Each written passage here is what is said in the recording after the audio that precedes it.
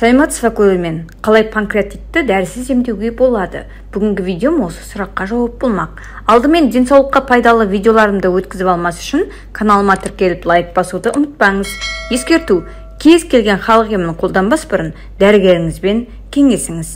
Панкреатит бұл ұйқы безінің дегенеративті қабыну процесі. Бұл аурумен ауыратындардың негізгі бөлігі майлы тамақ, алкогольді көп пайдаланушылар, тамақты көп жеушілер. Арнайы өршітетін факторлардың әсерінен ұйқы безінде пролептиттік ферменттер белсенді бөлінеді. Салдарынан қабыну процесі пайда болады. Себептері: өт жолдарының аурулары, 12-шек ұлтабар аурулары, тамырлардың склерозы, қант диабеті, гипертония, жүктілік, алкогольден тағамнан химиялық улану, кейбір дәрі-дәрмектердің кері әсері, артық тамақтану, тойып жеу. Ұйқы безінің жарақаты, іштің жарақаты, инфекциялық аурулар, ағзадағы аллергизация, генетикалық бейімділік, алкоголь тұтыну. Ұйқы безі ағзаның кішкентай мүшесі, алайда ол ағзадағы маңызды функцияларды атқарады.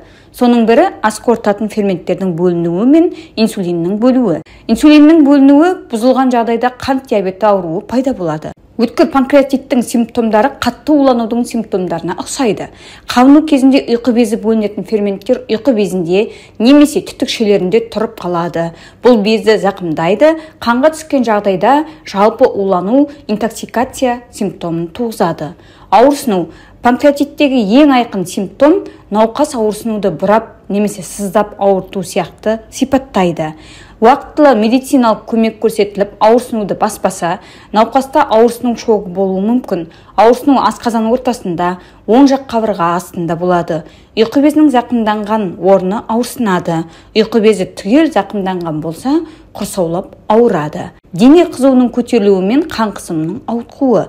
Бет түсінің өзгеруі: бастапқыда бет терісінің түсі бозғылт тартады, кейіннен сұр жасыл түске өзгереді.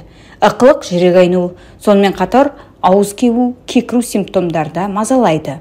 Құсу: панкреатит кезінде құсқанда науқас өзін жеңіл сезінбейді. Іштің өтуі немесе қатуы: панкреатит кезінде нәжіс, көбікті, иісі сасық келеді, қорытылмаған тамақтардың бөліктері кездеседі, құсқанда жеген тамақтар шығады, артынан ұлтабардағы өтті құсады. Алайда керісінше де болады. Іштің қатуы, кебуі, іш бұлшықетінің қатаюы сияқты симптомдар өткір панкреатиттің бастапқы белгілері саналады.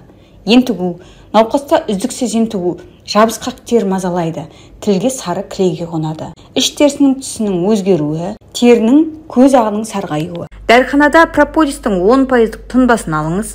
Сыйымдылығы 25 мл тұнба көп уақытқа жетеді. 20 тамшы тұнбаны жарты сағатқа ыстық сүтке қосыңыз. Табиғи сүт болғаны дұрыс. Прополис пен сүттің үйлесімі денсаулыққа ерекше әсер етеді. Суық тию мен өкпе ауруларын емдеуден басқа, жалпы әл-ауқатты жақсартады. Ұйқы жақсарады, көңіл күй көтеріледі. Ұйықтар алдында кешке қабылдаңыз. Осылайша жедел респираторлық вирустық инфекцияны, бронхитті, өкпенің қабынуын емдеуге болады. Суық тиюге де, асқазан ішек ауруларына да қолдану тәсілі бірдей. Түнде ыстық сүтте бірнеше тамшы ғана қосып ішсеңіз жеткілікті.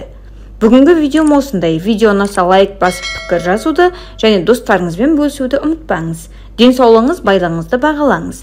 Ем шипа болсын. Келесі видеоға дейін сау болыңыз.